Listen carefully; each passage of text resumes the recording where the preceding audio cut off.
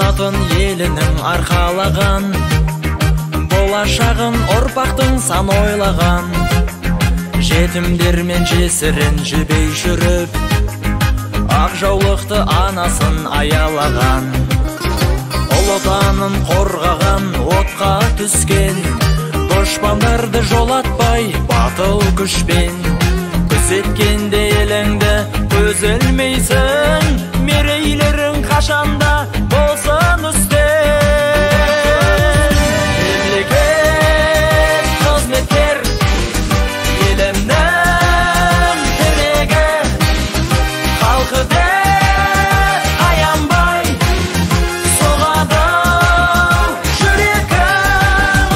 Мемлекет қызметкер, елдегі ерлерім, тілейміз әрдайым жансын деп еңбегің.